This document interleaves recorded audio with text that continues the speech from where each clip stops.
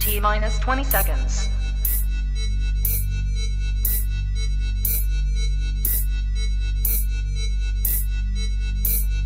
10, 9, 8, 7, 6, 5, 4, 3, 2, 1, 0. The Dream 3 podcast back for episode 15 here with Doughboy Sports Cards, Neil, and back again for his second appearance, our buddy Dujunnea Bland. Dujunnea, thanks for coming back on with us, man. Man, I appreciate it. It's always fun talking shop with you guys. Always, you know, we had brought you on before the NFL season started. Now we're weeks into it. We can kind of see the lay of the land for this NFL season. We'll get talking about that here real soon. But first off, we got to thank our sponsors, as always. Got to thank Slab Savers, protectyourslab.com. Use code DREAM3 to get 10% off your order. You know, always protect those slabs, man, especially when you're sending things out. Graded Card Solutions, gradedship.com. Use code DREAM15 to get 15% off on your order. I know because I'm shipping cards out right now using the great products from Graded Card Solutions. And finally, remember, I've seen a bunch of stuff on Facebook lately about, you know, people hating eBay, not just prices, but seller fees. So go to prospect.cards. You can sell slabs, you can sell raw cards for, you know, whatever you want. And you get, if you use the referral code DREAM3, you get 2 months with 0% seller fee. After that, you're going to go no higher than 5%. So go on, check them out. That's www.prospect.cards. So thanking the sponsors. Now we're back into it. It's the NFL season. We had probably a great week of NFL football. We have the Monday night game going on right now.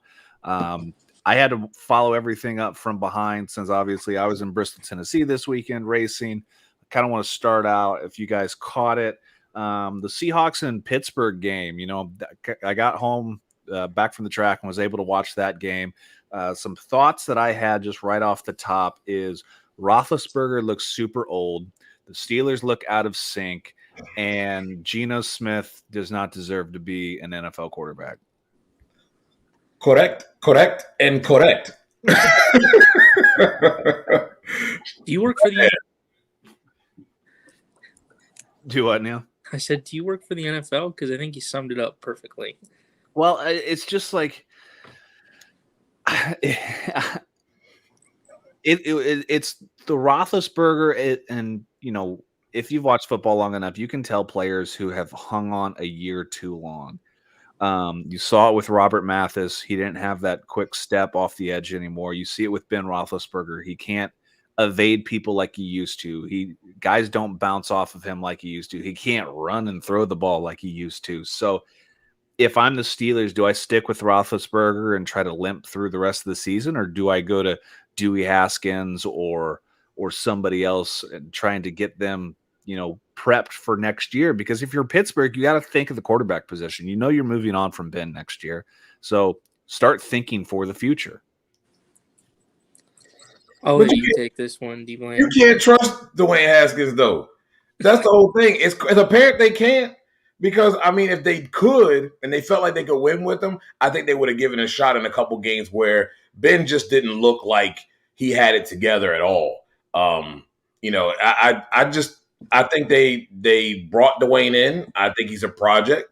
I don't know whether he will ever materialize, because I still think a lot of the same things that he was doing in Washington are still the same. You know what I mean? And I don't think that's going to change. So if he was somebody, they would have put him out there and given him a shot in a couple of games. So that pretty much says, you know, pretty much speaks, you know, volumes, unless they really believe in Ben like that. I just don't see it, though. No, like last year, Ben played well for the first 12 games this season, 13 games this season, and then he derailed. So I don't know if you, as a Steelers front office, if you're saying, if you see that and you're like, okay, we just had a terrible end of the year, or you really saw Ben decline. But I think you definitely see it now. The problem is, at least from my perspective, you have nobody to put in place except for Ben. And Pittsburgh is notorious for not having losing seasons. So the problem is, if you go 8-8 or this year 8-9 with Ben, you're not going to put yourself in a position to actually draft a quarterback that's worth something. So you're stuck with Ben until Ben retires, and then you have to suck for a year, and then you get your chance at a quarterback. Because they will never put themselves in a position because their team is good enough to carry them to 7 wins a year. Yeah, and you're definitely gonna see that. And they have good parts and pieces, and they're plagued by the injury bug. I think this is also you're thinking next year long term you're going to need another big time wide receiver. I think Juju Smith-Schuster's out of there. Yeah. Too much injuries, too much, I would say not off the field issues, but kind of like, people are kind of over that crap. I still think he's a good primetime player, but I don't think Pittsburgh wants to pay him for what he's worth. He hasn't produced enough to earn a long-term contract. Does that mean Antonio Brown was right about the Pittsburgh Steelers? Antonio Brown was right about everything. Look at him now, dude. He's the star in Tampa Bay. Absolutely. The star. It's like every NFL team. You're going to have some head case players, but they know what's going on inside the organization. Yep. Players who have been there and who know how things run have the feel of what's going on. Yeah. I think, Najee Harris is a great running back. I think he's going to be one of a star back in years to come. I think Steelers still have a great defense that is kind of getting a little older on the front line, but I still think their back seven is really, really good. But I look over to the Seattle side, a lot of fumbles, and not just by Geno Smith, because you can't take anything away from TJ Watt just wreaking havoc and had like 3 strip sacks in like the final quarter and in overtime. But like DK Metcalf fumbling the ball, like there was just somebody of that stature you don't expect to put the ball down on the ground with the game on the line. So I thought Seattle looked pretty bad. Obviously, it's Geno's first start in like 1,400 and something days. He hasn't started since he was playing for the Giants. I had no idea he was in the league. He's been in the league for 9 years. I'll be honest with you, I didn't either. Blows my mind because I remember him. We were in high school when he was playing in college. Yeah, I did not know he was still there, and he still looks the same in my opinion. Yeah, trash. Still looks the same. It's not. You would think it's like, okay, he had that one little moment when he came off the bench. He looked really good, but I'm like, there's no way you're going to get that lightning in a bottle again. We saw that. And he looks the same batted down balls, the weird throws, the ill-advised throws. It's all the same. And it's like, how are we? I think I've talked about this several times. The backup quarterback position in the NFL is the most disrespected position in all of NFL. If you lose your starter, who are you going to? Like some of these teams, who are you going to? Your season is done because you don't care. And it's like there's a couple teams in the league that's got some serviceable guys. But overall, dude, it's awful. Like, I mean, if they're giving out jobs to those backups, I know it's kind of disrespectful because I'm really not that much of an athlete, but I'll defer to you guys. But Caleb, you could be playing quarterback, dude. I mean, you can look at the Colts position. When Carson Wentz goes down during the Rams game, Jacob Eason got one series, and that was enough to let the Colts know that he's not the guy. So they bring Brett Hundley up from the practice squad, and not only do they bring him up, they name him the backup quarterback, moving Jacob Eason to third.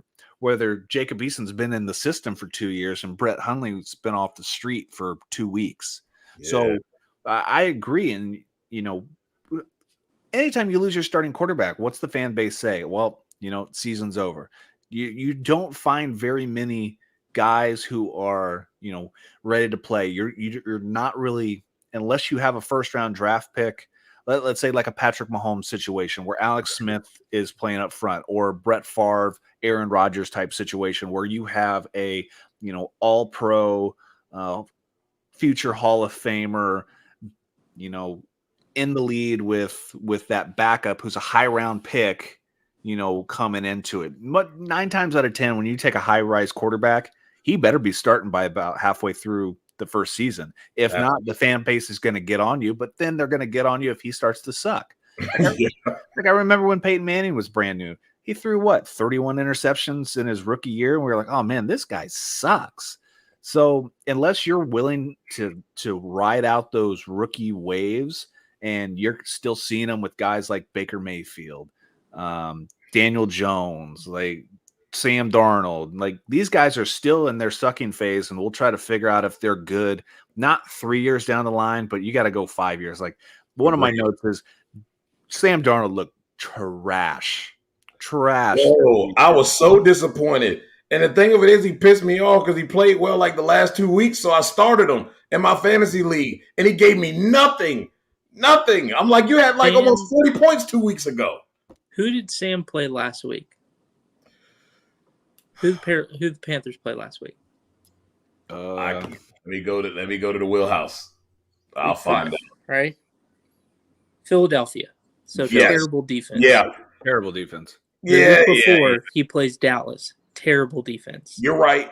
The 3 weeks before that, he plays literally the bottom 3 teams in the league in a row.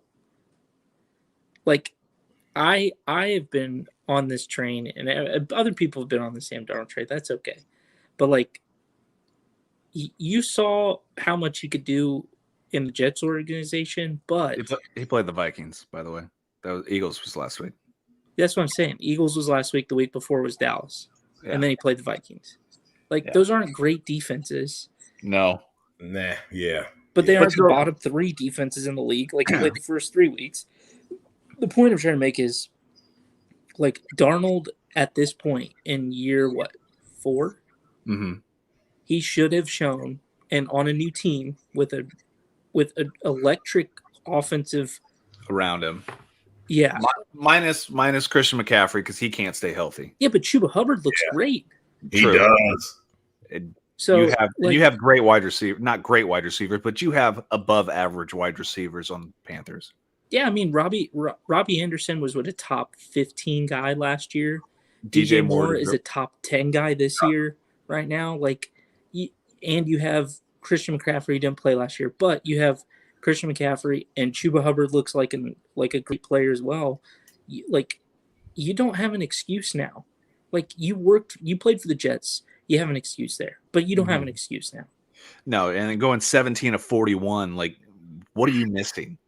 Are you missing your checkdowns? Like, is the play not developing? Is there miscommunication? Because 17 of 41 tells me you're throwing the ball way too many times. There's no balance in the game. And that could be a coaching thing, college style coach, might be going pass heavy, kind of like a Mike Leach air raid type offense. Yeah, but that wasn't, remind me what's the coach's name in Carolina? Because he coached at Matt Rule or something like that. Matt Rule. He coached at Baylor, right? Mm-hmm. But he was even at Baylor. He wasn't his scheming wasn't all pass because his quarterbacks were athletic and he had a good run game. So I mean, I don't know. I don't think it's coaching. I think it's just the guy just not able to get the job done. Now, is this on the Jets? Is this on him? Because see, I have a thing, and this is what I said when he got there. I wanted to see. We've seen this, and I always go back to the Patrick Ramsey deal. Patrick Ramsey could have been a good quarterback, but he was used goods because he was beat up in Washington so bad that he really just could never see outside of the rush.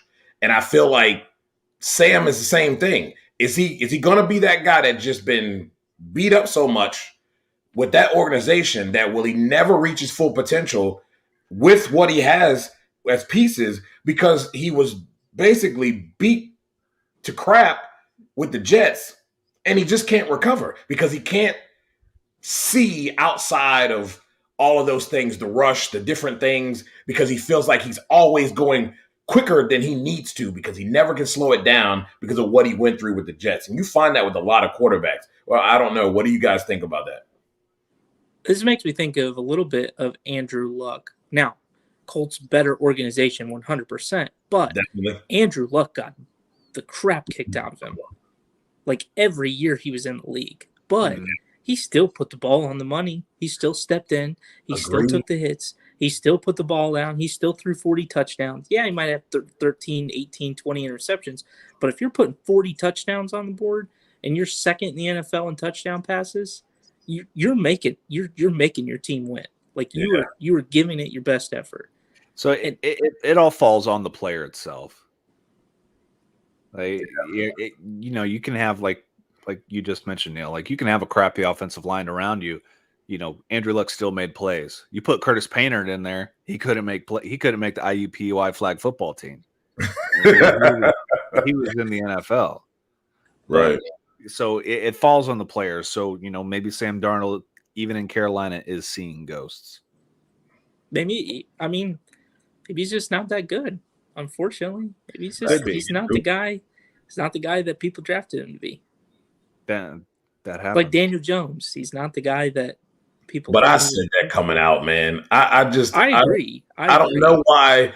I saw him at the Senior Bowl, and it's amazing. This guy has all these tools, but there's something missing, and you can see that there was something missing, and yet they're trying to, put a square peg in a round hole here. Yeah. Well, I think, I didn't think that Daniel Jones was going to obviously be drafted by the Giants. I think most of that and that organization falls on the Mara family shoulders. I think they are not knowing how to run an organization. Like it's Jerry Jones, but not Jerry Jones. They want to be involved and too much involved, but they have no football background. At least with Jerry Jones, Jerry played college football. Jerry won a national championship. The Mara family is kind of just like, money vampires. And they don't even understand half the game or their audience because they're also the ones that fought for the taunting rule this year. So it's not like, they understand the full scope of what's going on. So, Daniel Jones, we were all high on him. Card prices on him were skyrocketing early on, and then his sophomore season just dumped off, and he's an afterthought now. He's going to be, I feel gone after this year. And I feel so sorry for Saquon. Like Saquon's going to be wasting years of his running back career there. Yeah. It's sad. It's that so talent, sad. Saquon's talent is being wasted away. Big time.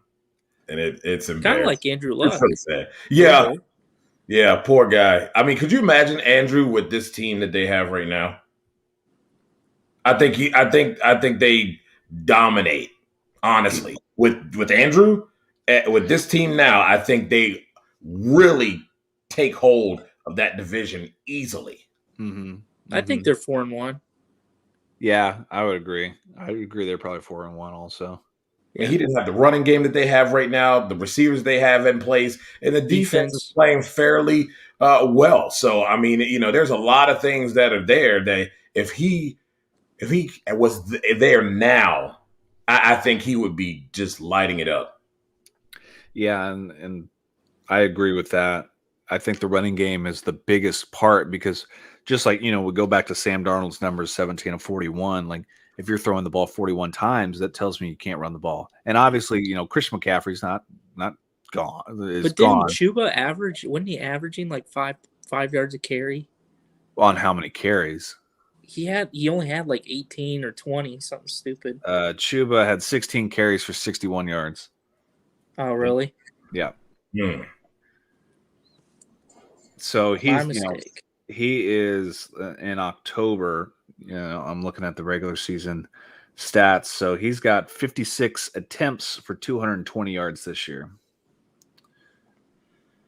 So not bad. He's not great, but not bad. Yeah, he's averaging About 3.8. Yeah. So I mean, he had a good game against Philadelphia, and I think it's not McCaffrey, but it's not bad. It's not bad. It's like when Edgerrin James blew his ACL out for the first time, we had James Mungro step up, and James Mungro was having 100-yard games, and some guy that most people didn't even hear of until you got to like Dominic Rhodes, and going from there. So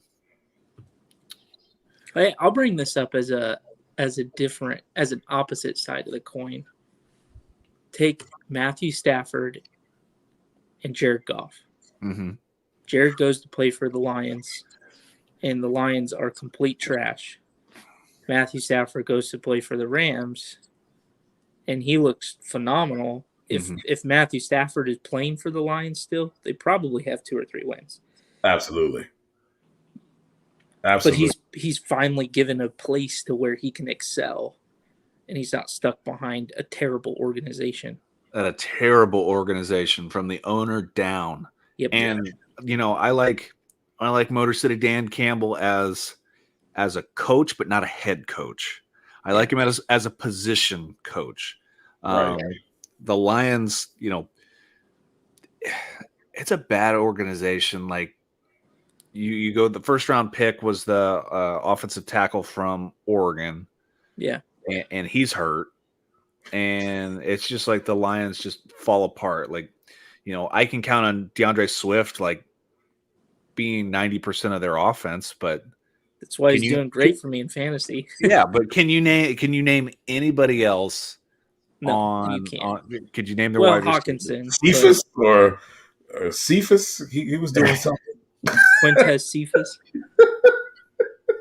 But I thought their first round pick at wide receiver would. Or not their first round pick, but one of their big time wide receivers that have stepped up. They really haven't got him involved. It's actually been Cephas that's been the one that's been making the plays, although he has come on as of late. But I mean, I don't know. Just take the whole thing and ball it up and throw the whole daggone thing away. It's just trash. It's one of those things. It also goes to show you how bad Jared Goff is too. Yeah, that's true. I hated him as my quarterback. But it also shows that it wasn't Matthew Stafford's fault when he's at Detroit. Absolutely. So, because do you think that Goff is getting unfair blame? Because I felt like he's had them in a couple games, and they've just defensively at the wrong time and just simply given it away. They had the game, and at the last minute, something stupid happens, and you put him in a bad position. He's got to go out there and work some miracle, and Goff is not a miracle worker unless your offensive coordinator is Sean McVay. That's the thing. It's Sean McVay's offense that let Jared Goff excel and be who he could be, the talent that whatever talent he did have was. Yeah. Because if you take so let's take 3 years ago. Matthew Stafford is the quarterback of the Rams in the Super Bowl against Tom Brady. That's a Rams win, I think. Who you think wins? That's a Rams win. 100%. The way Stafford's balling right now, good Lord, that's a Rams win. Yeah. But instead, you got seeing Ghost Jr. out there trying to throw a ball. And he sees these washed up defensive linemen from the Patriots. He sees Adrian Claiborne, and he's like, "Oh, I don't know where to throw it." Yeah. He's scary. Yeah. Well, speaking of, bad teams, like, so the Jags get their first win in 399 days. Yay. Yeah. But does it say more about the Dolphins and Tua about how bad they are? Especially with all the hype they had coming into the preseason. You had Jalen Waddle, you had Tua, you had, some more guys, you had Xavier Howard.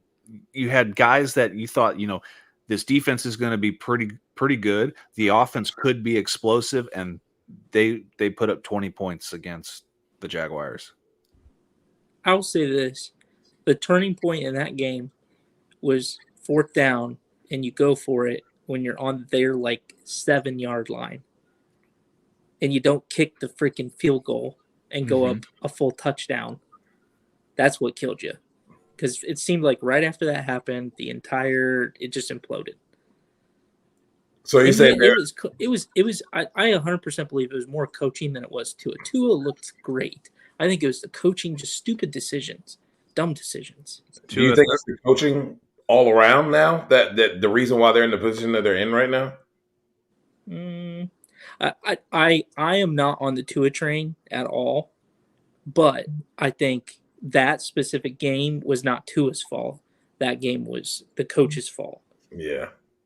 I think that you could say like one game could be Tua's fault, one game could be Brian Flores' fault, but I think that one, just in that specific instance, I think that was Brian Flores' fault they didn't win that game. So you're going to be pass heavy. I mean, Tua's 33 of 47 for 329, 2 TDs and a pick. So the key stat I'm looking at right now is rushing yards.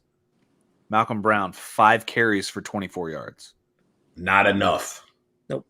Not enough. Especially when you have Myles Gaskins, who's a gadget player, and you don't get him involved. I mean, he was the lead back last year, and he was like, I don't have the stats off the top of my head, but he looked good. He looked good, and you're just not getting the guy involved now. Yeah, and I think that's what's missing too. You got to run the football. I think when you saw it the previous year when they put down old Fitzmagic and brought into it was a lot of run. And I honestly don't think they're playing to Tua's strengths either. It's funny how it was a lot of Kyler Murray style stuff for him when Fitzmagic was there. And now we're going to this conventional, let him stand in the pocket, do whatever and not move him a lot. That's not his game. And if that's what you want to do, then you need another quarterback that is their game. Because I this is the thing, I really get tired of coaches not tailoring their offenses or defenses to the personnel they have on the field. And when it comes down to the quarterback, you got to do what that quarterback does well if you want to have success. But you're right. 5 rushes ain't going to get it done nowhere anytime during the season. Nope. I don't care who you got back there. Maybe Tom Brady, but that still but ain't going to work. Even to that point, what did the Bucks do this week? True. They went heavy Lenny, and they looked great. Yes, yeah, they did. Yes, 40 points looked great on my fantasy team. Yeah. They sure did. Lenny looked great. Loved it. So running the ball, you can't be an all one or the other. Like there has to be balance in your game, and you're seeing it in stat lines of when teams get blown out. You just look at how many times they throw the ball. Like last year, I forget who it was. It was probably the Jets, who had like 56 passing attempts and they completed like less than 20. It's like, and why does your running back only having? Or speaking of, who was it? Who's the Eagles? Was it the Eagles? Yeah, the Eagles. Who Jalen Hurts throws the ball 40-something times, and the running back gets 9 carries. And they're ready to throw Jalen Hurts to the curb now. It's all his fault. Well, if I know you're going to throw the ball, 2 out of 3 times, I'm going to sit in zone coverage all day, not load the box, and just let's see if a quarterback can outbeat Miles Sanders. 9 carries for 56 yards. Unacceptable. Yep. Unacceptable. No. Yeah. Stupid. Yeah. All right. Next thing, and Dujunnea, we'll kind of put this one in your court since it's kind of one of your teams. So we're going to go to the Washington football team, and I'm not about the game, but more about the Sean Taylor jersey retirement ceremony. Is that more of Dan Snyder's way to kind of throw shade on anything else that's happening? Because this seemed planned very quickly and just not well thought and put together, and they're getting kind of run through the mud for it. A lot of my media colleagues that were there said the exact same thing. There were a lot of things that were just off.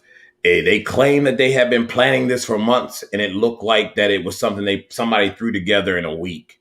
The tribute obviously is something that should have been done a long time ago, but this was piss poor done. And it's very clear. I don't know who it is because Dan ain't, it's the I'm suspended, but I'm not suspended because my wife's the the head of things now. So you're kind of pushing the pieces, but you're not pushing the pieces.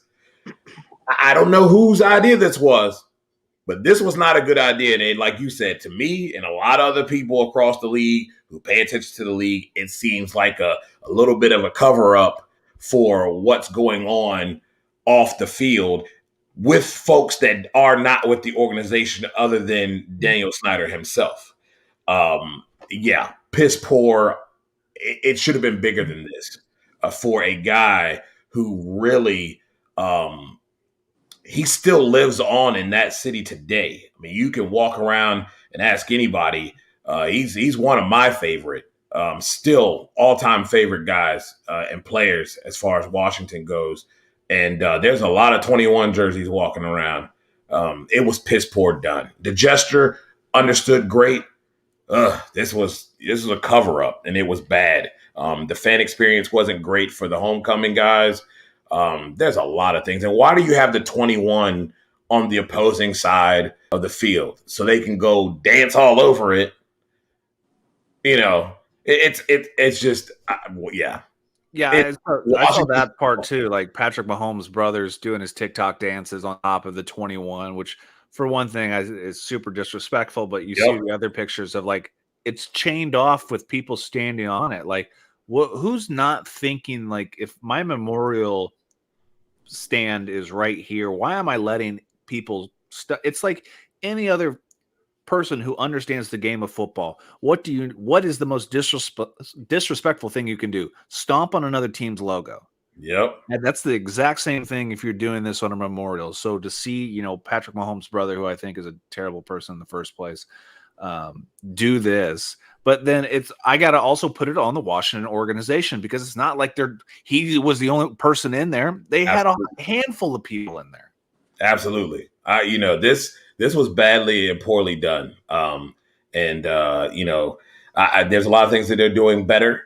But this was definitely a thing where this was rushed, and you're rushing it because of everything that happened with Gruden, and it's linked to you. This is why it came out, because it's because of the past transgressions of the people who are not here. I do like that no one else is saying anything about it. Those people, Ron Rivera and those guys don't need to say anything about it. But I'm going to tell you right now, there's some bigger stuff that's going to come down the pipe off of this. And I feel like at some point, this man's going to be asked to relinquish his duties of this football team.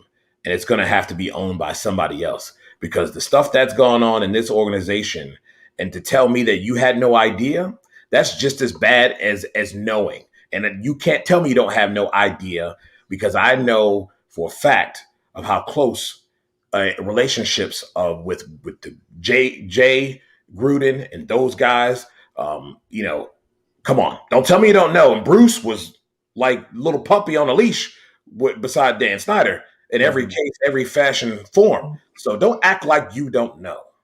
I think that's a bunch of crap. So do you think, obviously you're saying that there's going to be more news coming out. Do you think Dan Snyder is the owner of the football team by the end of the year? I think with what's been coming up that's gotten John thrown out, I don't see how it can be. And if he is, again, I have to throw this in the NFL's court.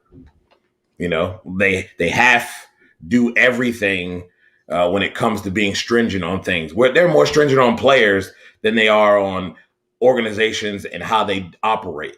We're talking about, changing the culture and operating better and doing things better. But yet we seem to see the same old things, whether it's from officiating to how the players are being treated by organizations. These things that we're finding out that are coming out about these types of things seems to be the same old stuff. So we're going to see. But I don't think he will be. But like I said, if he is, really says a lot about the league. Do you have any ideas of who would be a good fit for a new owner for the Washington football team? Man. Because I've heard, rumblings of Jay-Z, You've heard rumblings of some other billionaires. Like, would this be a good opportunity for Jay-Z to, to jump into he's already in the sports game with Right. being an agent such as Gary Vee. And, Gary Vee's idea is to own the Jets one day, but, Jay-Z's at that point where he could buy the football team, no problem. Right. But do you think this is a good step for him? And I believe, if I'm wrong, he would be the first African-American majority owner. Yes, he would be. I think that would be a good choice. I mean, because I can't really place anybody else that's worth bringing out. I know a lot of people talked about the Amazon guy, Bezos. Yeah, I wouldn't want that guy to touch anything. Be quite honest with you. And I don't think, not saying his character is, what Dan Snyder's allowed to go on, but I don't think that's any better. I think you need to have someone that's going to have a little bit of passion and going to care about what they're doing because it means something to them.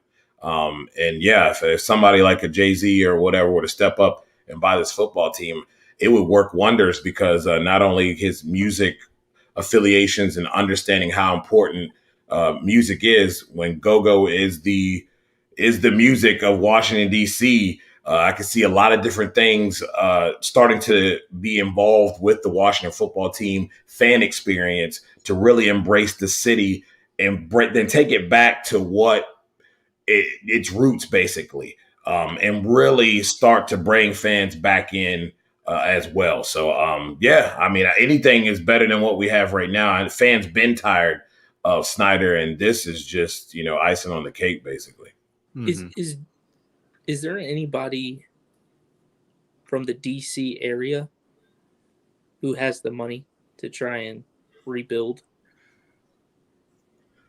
See, I wouldn't know. I mean, it'd be nice to see a former player be able to do that, but I doubt that. You know what I mean? It's not like I don't know of any players that are like a Magic Johnson right now, as far as former Washington football team, or even if you wanted to talk about any sports team in the area, I don't know. DC, Capitals, there wouldn't be. Yeah.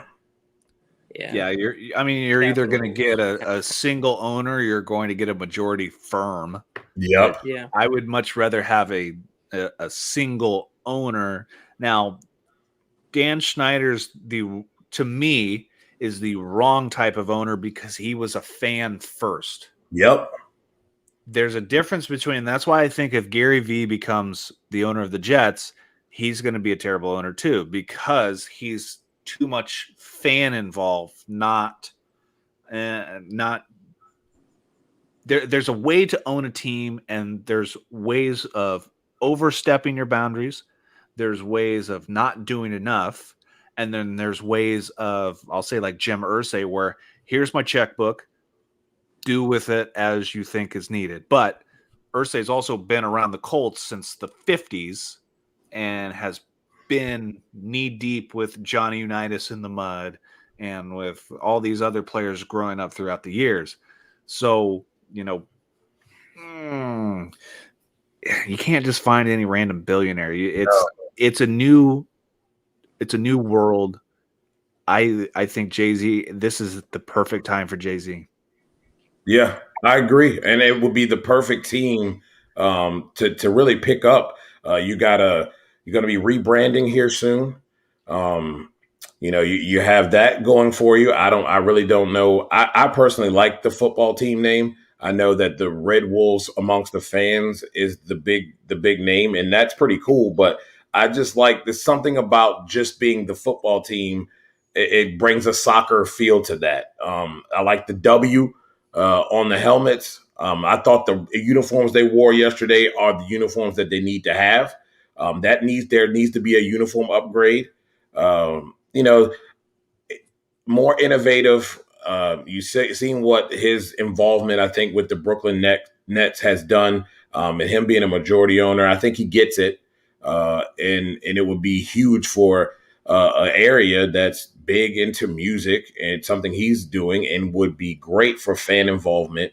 And he would have a balance there, like you're talking about. Has to be a balance. He has no ties to this team. It's not like a Kevin Durant who, is a fan of this football team and he wants to be an owner. He has no ties here. So I think that's what's needed, not fandom or a business mogul that's going to treat it as his, his actual business. That doesn't always work. You have to have a little bit of both. And I think you're right. That would be perfect for Washington. So next, let's think of, I want to jump over to the Raiders. Thinking next year, who could you possibly put in that situation? Does this back Mark Davis into a corner where the next Raiders head coach has to be a minority? Do you think so? I don't think in Las Vegas. Yeah. If it was Oakland. Yeah. Yes. If it was Oakland, we're talking different story. Yeah. Hell, if it's Oakland, just hire Marshawn Lynch. He doesn't even really have to coach. He can just be the head coach. But I think this is a perfect opportunity for Mark Davis to go, Eric Bieniemy, this is your job now. Absolutely. I agree. That's exactly where I was going. I think that would be the guy I would hire right out of the gate. But now there's a question of, I thought Derek Carr played great yesterday, considering. Can he do that week in and week out?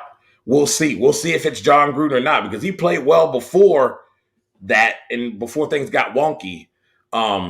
But I do think Eric Bieniemy is the guy that he should be picking to be the head coach. Mm-hmm. I like it.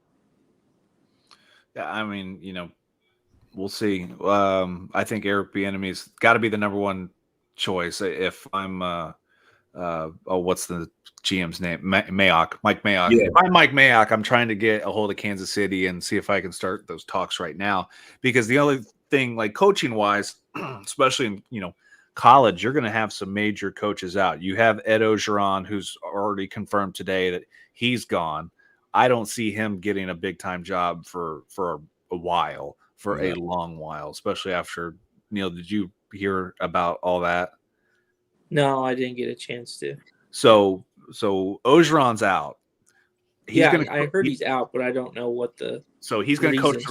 So he was, after he won the national championship, he got a divorce from his wife, or his wife filed for a divorce for him. So apparently he's, dating these girls. They're bringing the girls and their kids to practice. Wow. And they're participating in the drills with the team. Get out of here. And the big one that kind of just jumped all over this was, I think he was at a gas station or something, and there was a lady next to him. He asked the question, "Hey, do you work? It looks like you work out. Maybe you should come work out with me sometime." And the lady goes, "Well, I'm married and I'm pregnant." And Orgeron's response was, "Well, what does that have to do with anything?" Turns out the lady is married to one of the people on the board at LSU. So Ed Orgeron gets his dream job, wins a national championship. 2 years he's out, but LSU's going to pay the buyout of $16.9 million through. Get paid. Here's my question. So if Ed Orgeron's out, why isn't Urban Meyer out? He's been doing this for I don't know how long. Because the pro level is a little different. If it was Shad Khan's wife, completely different. Then you have a reason to go. Urban has been notorious for cutting corners, hiding dead people for Aaron Hernandez, going to OSU, creating a good team, creating a great program, but he cited health concerns as the reason why he was leaving. But I know for a fact it wasn't health concerns. It was him sleeping around for a second time, which he also did at Florida. And then he did at OSU. And then this stuff comes out with the Jacksonville thing when he could have flown home to be with his family. It's college-wise, he's winning. I mean, it's sad, but it's true. Yeah, but college, you're trying to mold young players into human beings and players. No. Yeah, I mean that's the crap they feed you. But what's every college coach's nightmare is losing, because if they lose, they get fired. You're talking to Yeah, a guy who's getting paid $15,000 a year to coach the special teams, and who's living in a one bedroom apartment in Terre Haute, Indiana. Yeah. I'm just saying the guy's dirty. Oh, I know the guy's dirty, and I think the Jacksonville Jaguar players do not respect him at all, and I'd be surprised if he's the head coach of the Jaguars next year. Yeah, I don't think they respect him either. And I think right out the gate, it's like you said, that is part of it. My biggest thing with that whole thing is okay, you lost that game and you lost a close game. You preach accountability, and your butt should have been on the plane back watching film. Okay. But no, you out at the club and you don't take the team plane back. So what type of example are you setting for your football team, your young football team with a young quarterback? And, honestly, personally, he wouldn't have made it to London, because I have a young quarterback that I'm trying to groom, and I cannot waste years. I cannot waste years. We've seen this before where quarterbacks have been wasted because of idiocy. And if you're showing this stupid ridiculousness after we already have a team that is looked upon as not being very good, and we're in this rebuilding mode, and we're bringing you in to kind of boost the morale and bring ticket sales up and do the thing, and you got a quarterback that you can do this thing with, and you're losing games, and you're out at the club, and you're then double talking and telling your team to be accountable. I can't with that. But just like the Lions situation, I got to go back and throw this on the ownership. Like, Shad Khan and Tony Khan need to grow a set, take some time, find a real candidate, and not just shoot for the hip and be like, well, Urban Meyer's available, let's get him. Like do some research. Like, Tony Khan's too focused on AEW right now. Shad Khan should just be an owner, a billionaire owner, and hire a real general manager. They need that, because Tony is involved with AEW. He's not involved with that football team. I wish he was, because if he could do what he's done with AEW with that football team, can you imagine? That'd be good. So, I mean, that shows me that Tony doesn't have the passion in football. I've seen the videos and behind the scenes, where he's in the draft room and he's got the draft. And I'm thinking, you know what? This guy can't focus. You can't focus on two things like that. You got to be all in on one thing. You can't split half and half, especially when you're working professional sports. Yep. Like, if you're trying to draft the best players, if you're trying to find the best coaches, the best GMs, you have to be fully invested in that. You can't just be like, oh, put names on a dartboard and we'll throw a dart at it and see what we hit. That's why the Jaguars are completely where they are. If I'm Shad Khan, Urban Meyer was fired, or should have been fired before the London game. Yep. And he shouldn't even got on a plane to come back to Jacksonville. You got that right. Yeah, I'm surprised he actually came back on the plane from London. I'm surprised he's still not over there partying. Especially after they won, I was like, geez, it's really going to be a party now. He's going to be partying in the club over there. That's going to be But and the other thing that really tweaks me, and Jim Rome was talking about this, was Urban even said something to the fact of he was worried about Trevor Lawrence's bachelor party in Las Vegas, where it was so low key that makes Urban look twice as worse, because one, Urban's is viral. Two, he's throwing his primary quarterback under the bus and then backing him over with that bus. Yes, he did. Well, here's the thing. Urban always preached accountability, responsibility, and some other BS word to make himself look good. He preached that all over Ohio State, because you would see it here in Columbus all the time. It's like, I'm a man, I do everything the right way. And then he goes and he pulls this crap. It's like, and trust me, he's got Columbus and this entire city brainwashed into thinking he is some kind of Jesus Christ. We should hit up Kyle Christie and see if he'll come on and talk about that. Because Kyle, Urban left right before Urban Kyle left, signed. but Urban recruited him down there. Oh yeah, I'm sure. That's the reason why he told him all about the Jesus Christ Tim Tebow era and how. Yeah, no. Jesus. All right. Next point that I'm looking at. So Cam Newton comes out, says he's vaccinated, still that he's training. Dujunnea, do you think Cam is going to get picked up by a team sometime this year? Not only do you think he is going to, but should he get picked up by a team? Well, I don't know. I don't know if he's going to get picked up. I think it's going to take a major injury. He should be picked up, and I know that Washington football teams fans don't want to hear that, but he should be in Washington. I like Taylor and all, but he is what he is, and I've been saying that all along. The guy has some moxie.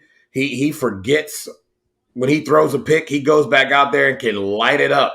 But the fact of the matter is, it's a couple games, and there was one that they won, and then there's last week.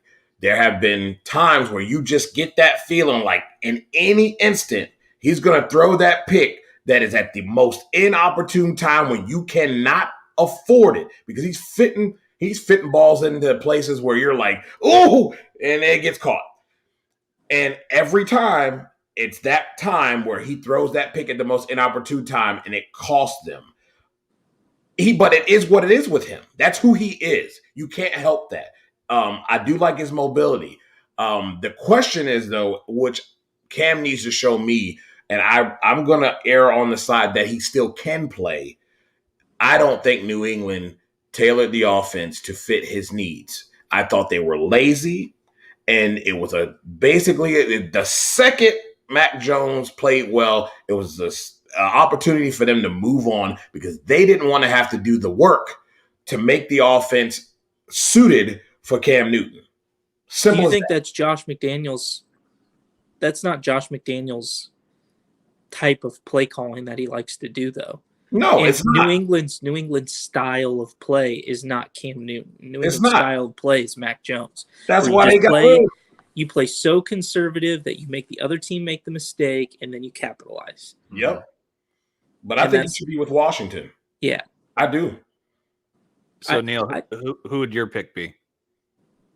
Right now, if Russell Wilson is out the rest of the year, why not go to Seattle? Finish off your year in Seattle.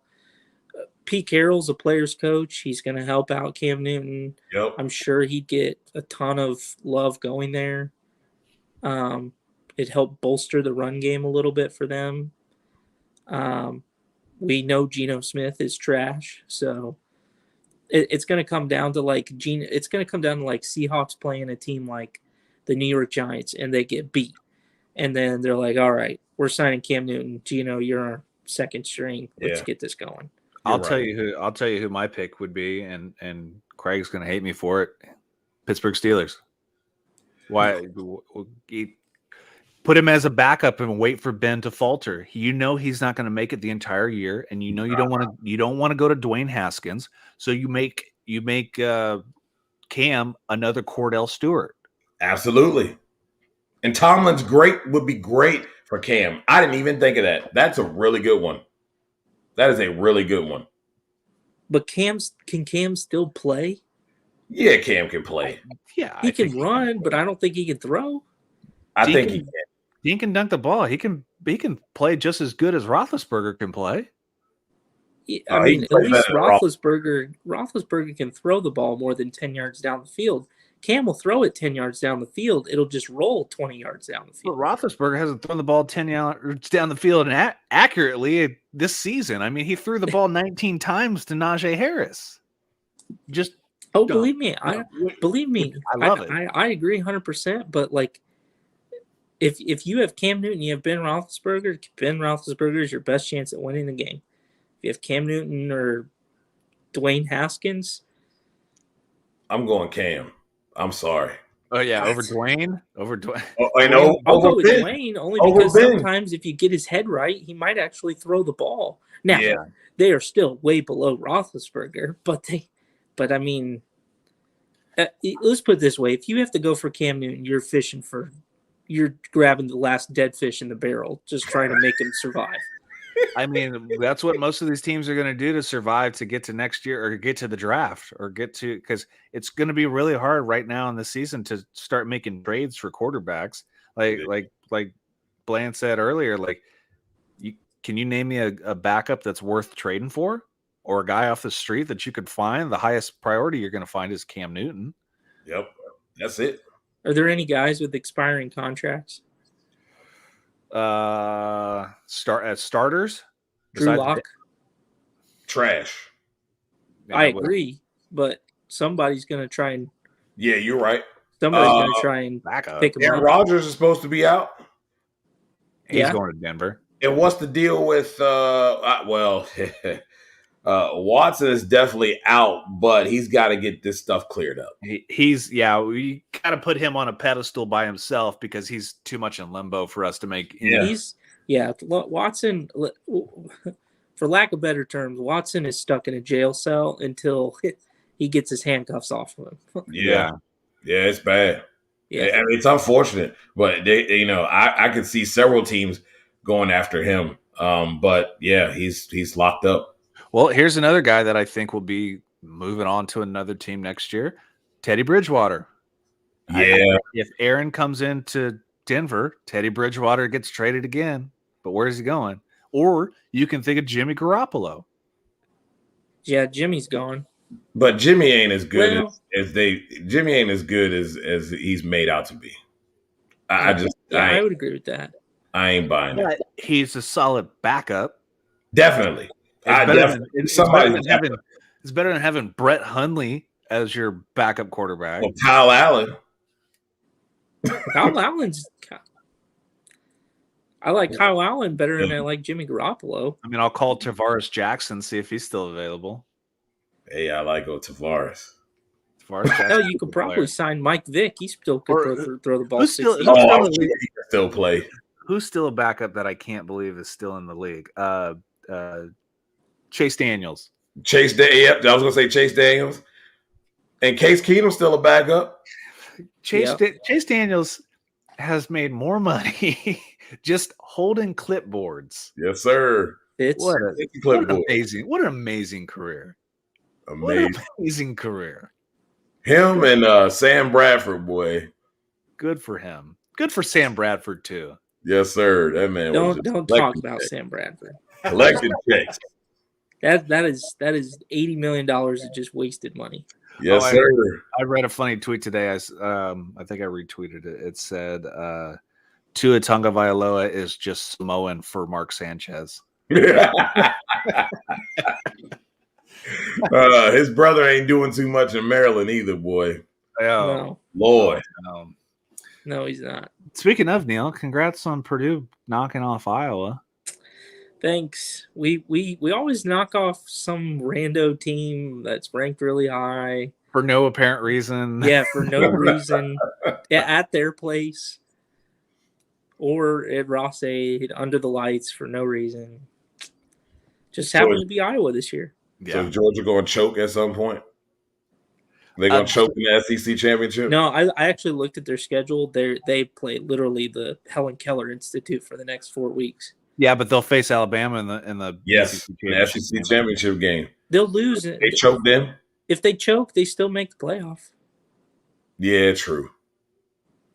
Because they got 4 or 5 wins against ranked teams, all in the top 25, and they've blown them out. Blowouts. Yeah, minus Clemson, which. Oh, if you want to talk Georgia football, I'll bring my buddy James and Jason. They're diehard Athens, Georgia people. Were those the guys that we met at the wedding? Yeah. Yeah, they're diehards, and they took me to the stadium. Beautiful stadium. Getting to walk into that stadium is amazing. Like I can't imagine that thing being full. So, all right, last thing on the NFL subject before, if you have anything basketball related, Neil, but teams that you are looking at right now that are going to be a problem for the league long term. A problem as in they're going to be tough to beat. My 2 teams right now that I'm looking at that are, damn, these teams are pretty good. It's the Baltimore Ravens and the Arizona Cardinals. Yeah. Yeah. Good Lord.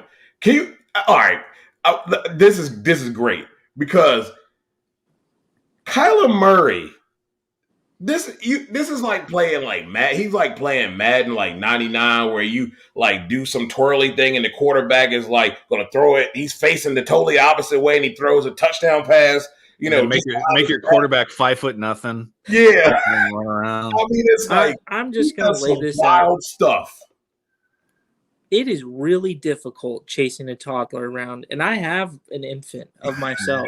It is really hard. They are so they're so just quick, and you can't catch them. They're just slippery, and that's what Kyler Murray is. Except he can throw a football 70 yards in the air. Exactly.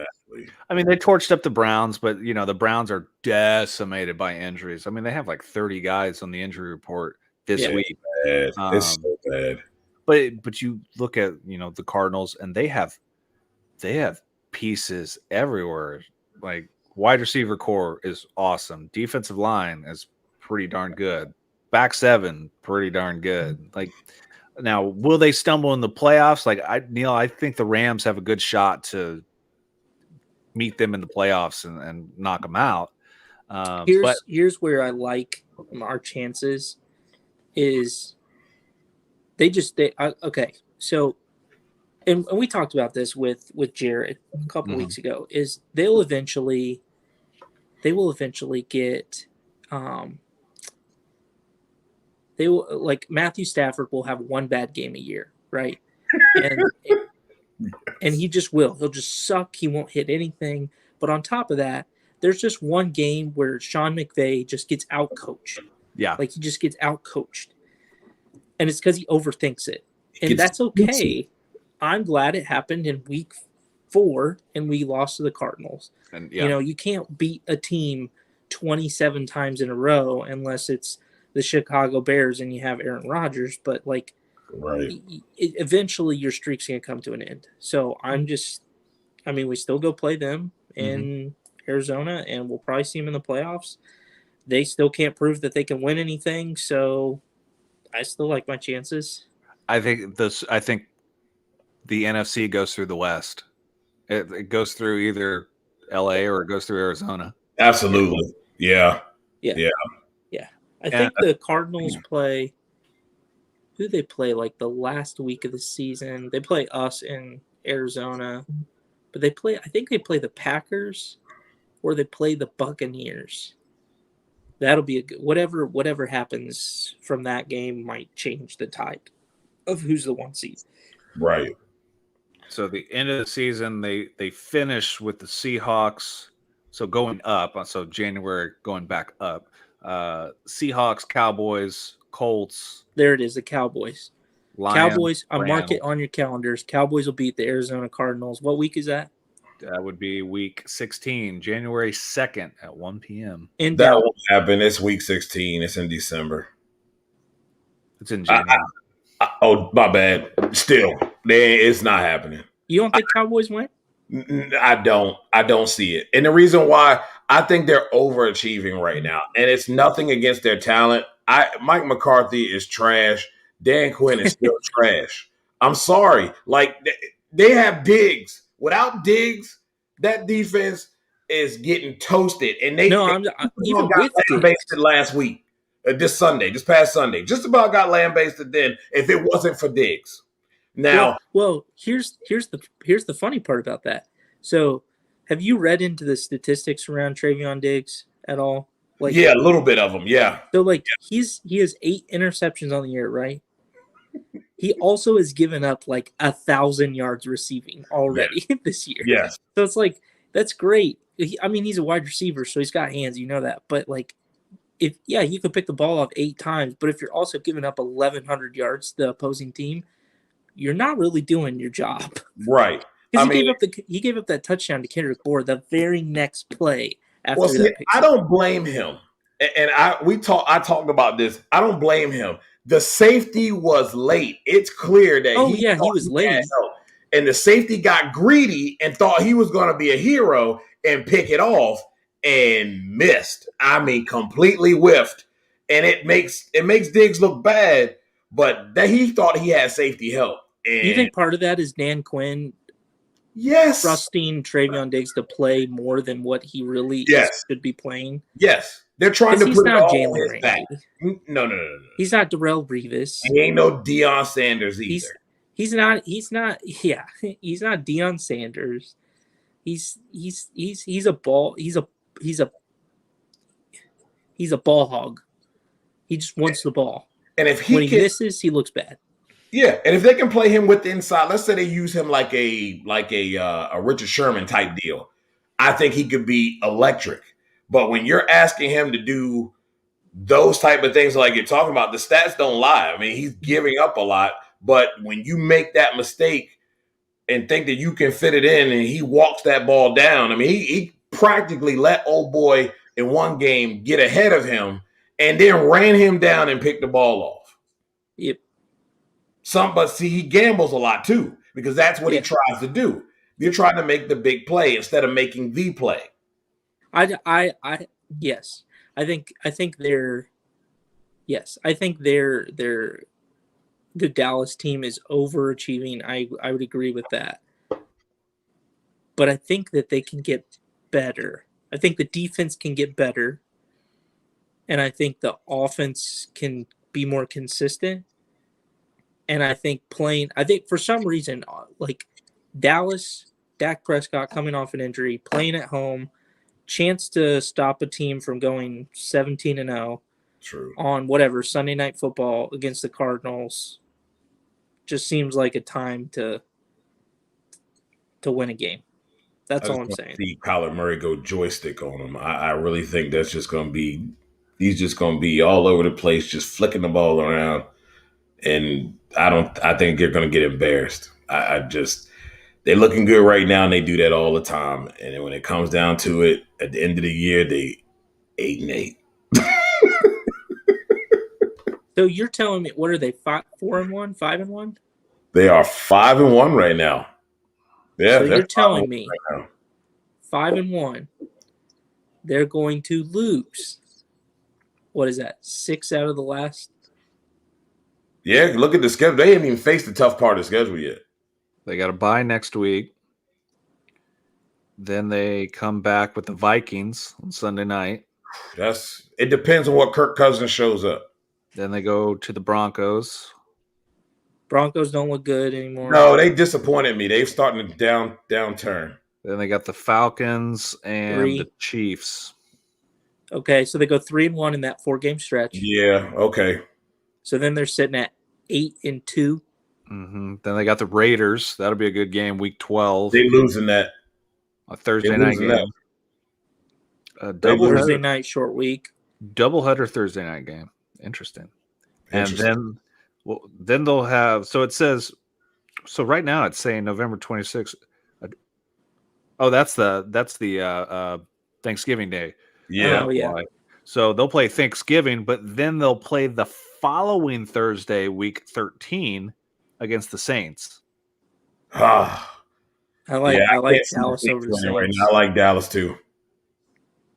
So then they still got to play the Giants. They still got to play the Skins, and they still got to play the Eagles again.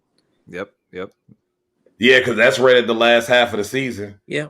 What they play? They already played Green Bay, I believe, didn't they? And they got the Cardinals week 7 or 16. Yeah, they losing that game though.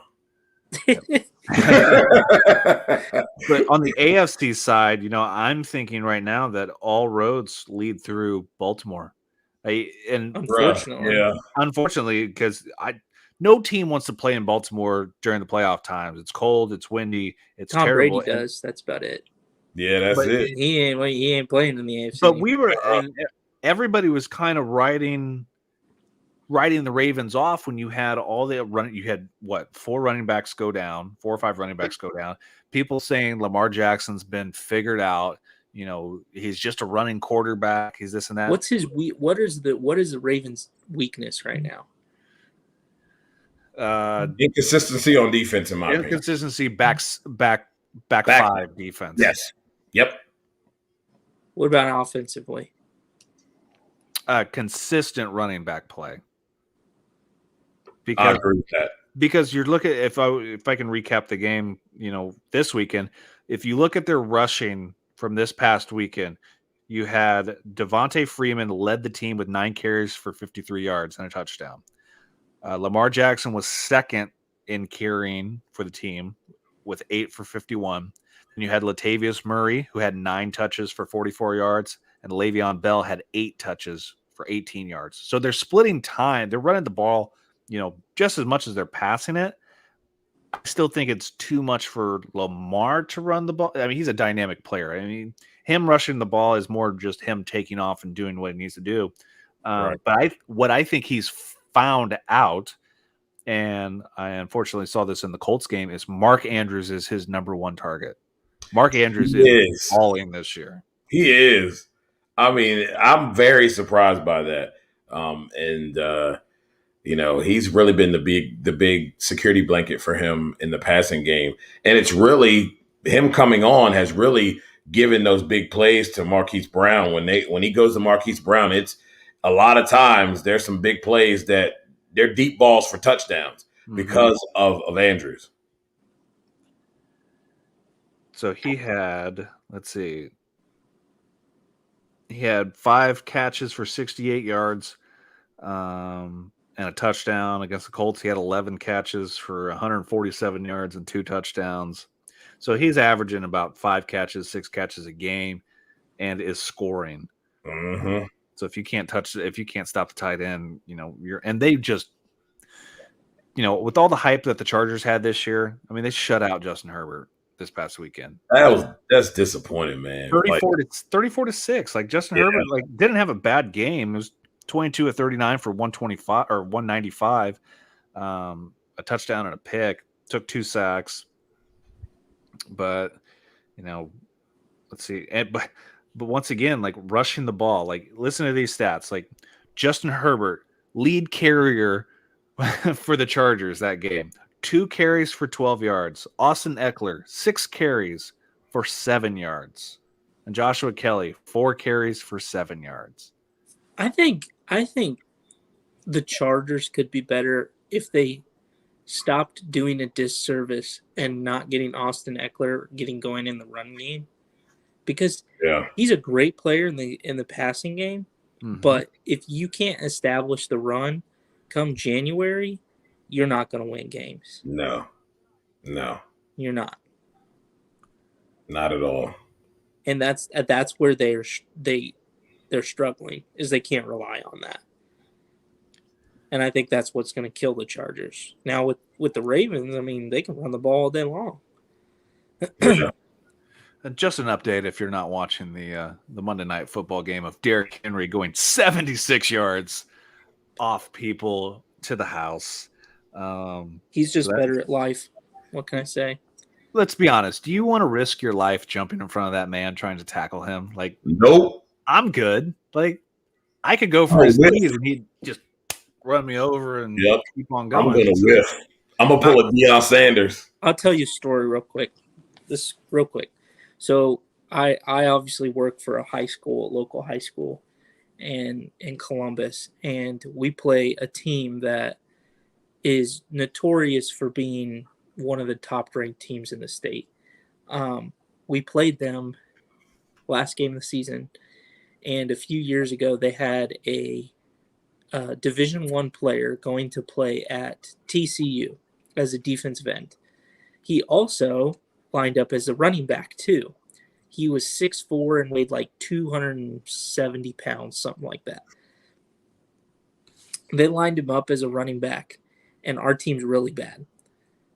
They hand the ball off to him, and our 2 starting linebacker and safety, who are our 2 best players, they literally stepped to the side and let him walk into the end zone. They said, and the coach was like, "What are you doing?" It's like, I'm not tackling that." They were like, "I'm not doing it." That's exactly how I feel. We've all been around those players. No thanks. Yeah.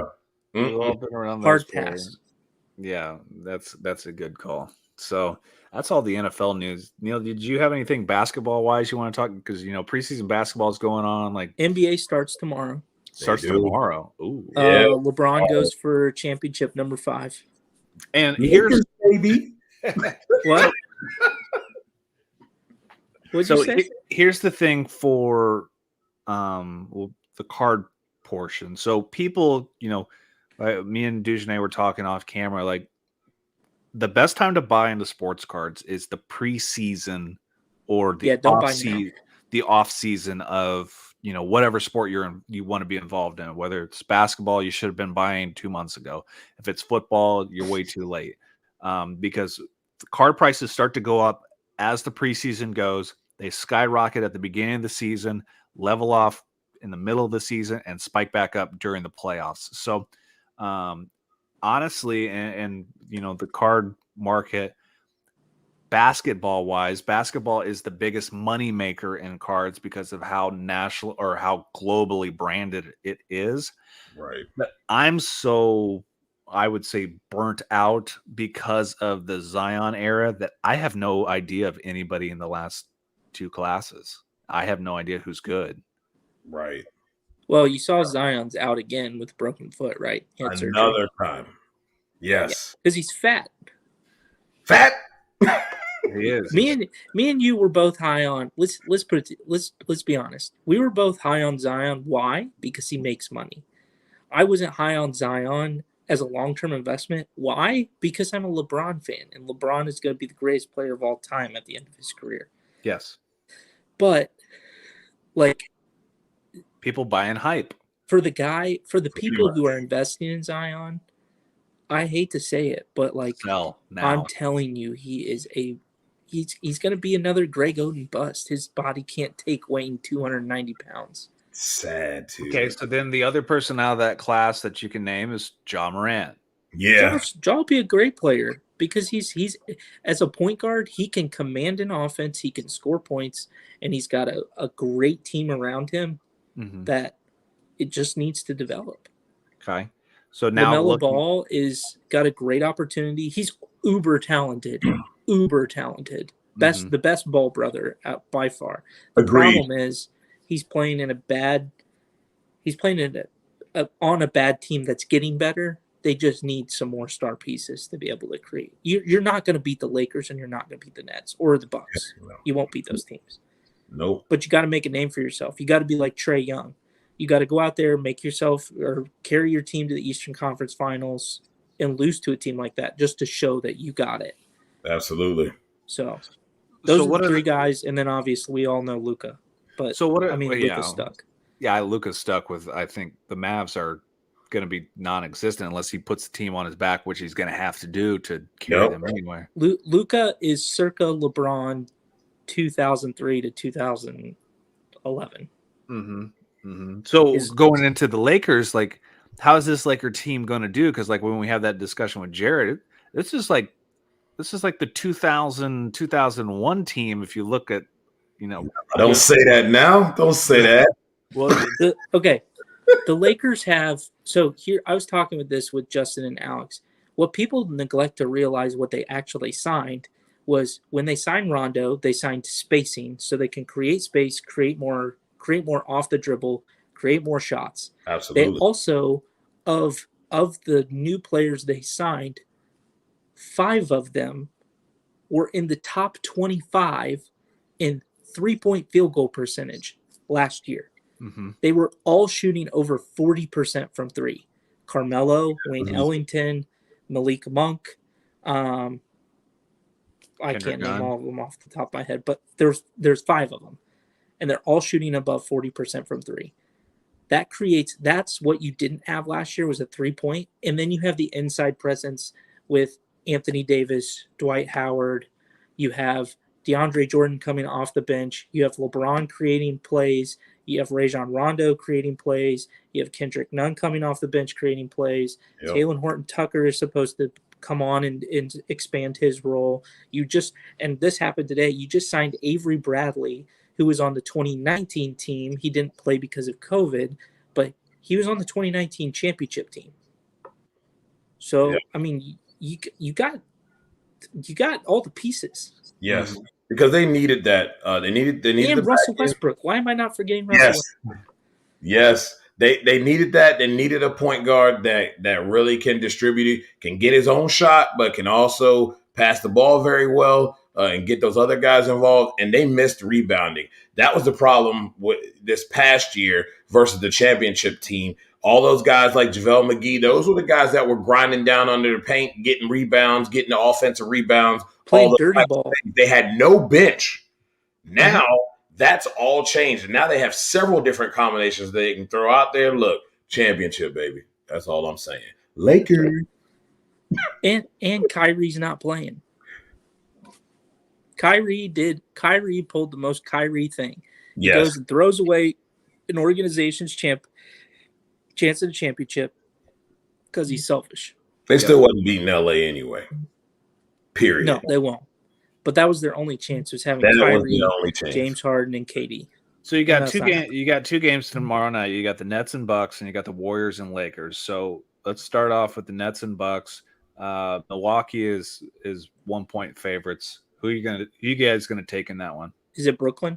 Is it in Brooklyn? It is in no, I think it's in Milwaukee. I'm taking Milwaukee then. I'm taking whoever the home team is. Bucks versus Nets. So it's in Brooklyn. Yeah, I'll take the Nets. I'm with you on that one, though, boy. I definitely taking the Nets. And then you got Lakers and Warriors. Lakers, baby. Lakers are 3.5 faves. I want the Lakers to win, but I'm going to say the Warriors win only because the Lakers are going to they don't care. I'm totally homering it up here, Caleb. So it's game over. Lakers have Malik Monk's day-to-day. Wayne Ellington's out. Kendrick Nunn is day-to-day. Golden State, James Wiseman's out. Klay Thompson is out. Jonathan Kuminga, he's out. So all right, give me the Lakers then. Yeah, I would say Lakers. I'd put money on the Lakers and the spread. They're gonna make a statement, baby. They're gonna make a statement. So hockey started. Let me know what you think about that. I've seen a lot of freaking fights in hockey so far on Twitter. Yeah. And is it me, or is the Kraken, are they bad, or are they're not the Vegas Knights, but I think talent wise, Vegas, when they drafted, I think they had all the right pieces to create a good team. Mm-hmm. And they did that. I think the Kraken have a team built to make the playoffs, though. Jordan Eberle is a really good player. That's a really good player to have on your team. Donskoy gives you some second, third line scoring. Defensively, they look great. They signed Grubauer, Grubauer from the Avs, who I was pissed off that they signed. That I think they're a playoff team. I honestly think they're a playoff team. So we'll see. All right, and then finishing up, we got baseball. You got right now Game 3 of the ALCS. The Red Sox are 9-3 over the Astros on the top of the fourth right now. Series is tied. They will play again tomorrow. Tomorrow you got the Dodgers and the Braves. ATL is leading 2-0. So any chance of LA coming back? Yes. In that series? Always. Because doesn't baseball play that stupid 2-3-2 format? Yes. Yeah. And they got 3 in LA. I think if the Braves can get 1 out of the 3 in LA, they'll win. Yeah. But they got to steal at least 1 in LA. Yep. I want to know why, and it's the most baseball thing ever. How does the 2 teams with 106 and 107 wins, the Giants and the Dodgers, play each other in the first round? No, it was the second round. It was the wild card. Second round, but yet the other team, whoever was in first, was like 14 games behind the Dodgers. It was like a few years ago when I think it was like the Giants or the Redskins ended up making it into the playoffs at like 7-9, and they had to go Yeah. play the Bucks. It's division stuff. Yeah. Because the Giants had the best record in the league, and then the Dodgers were Washington like had a to game go behind. play. Yeah. It's stupid. I think the baseball's changing the format again next year for their playoff system. Yeah. But there's a reason why baseball's a dying sport. But one thing with the Giants Dodgers game, what a terrible way to lose the series of a check swing from an umpire call down the first baseline. So like kind of like I wanted to go into this, D, that it's like the NHRA thing. You have video replay, but that's not a call you can use video replay. You got to give it to a guy who's 100 feet away and let him make the call with 2 strikes and 2 outs. And he's going to make the call if it's a check swing. It makes no sense to me. None at all. You have more cameras than Fort Knox at this game, and you can't review it. It's like the NHRA telling us that, we can't tell by the front wheel sensor of the time that it crossed the first beam and ended the second beam. Yeah. It's stupid. You have it. Ignorant. Real quick, Taylor Lewan gets carted off the field. Yeah. Looks like he got knocked unconscious. I'm gonna have to go watch that. He dove head first and was flatlined out. So hope all is well for him. He'll probably have a concussion. He's not a very injury prone guy, but yeah, that's probably it for this week. We'll do another Dream 3 podcast next week. Once again, thank you, Dujunnea Bland, for joining us. Let them know again where they can find you on social. You can find me at NotBland21 on Twitter, on everything. You can also follow me on Ghostcast, the Not Bland Show. We talk everything NHRA. We talk a little football, basketball as well, but a lot of NHRA talk. Show drops tomorrow. We're going to go live tomorrow and talk a little NHRA, talk a little Bristol. I'm going to fire off on a few things that grind my gears. But I appreciate you guys having me on, man. It's always a blast. And, I'm always locked and loaded and sitting in the staging lanes waiting for the call. We got to bring you back on for a playoff talk. Oh, yeah. This season. Oh, yeah. Dujunnea is kind of going to be our resident football sports talker guy. And because we got the card guys all lined up. But thanks again. Obviously, Slab Savers, protectyourslabs.com. Use code DREAM3 to get 10% off your order.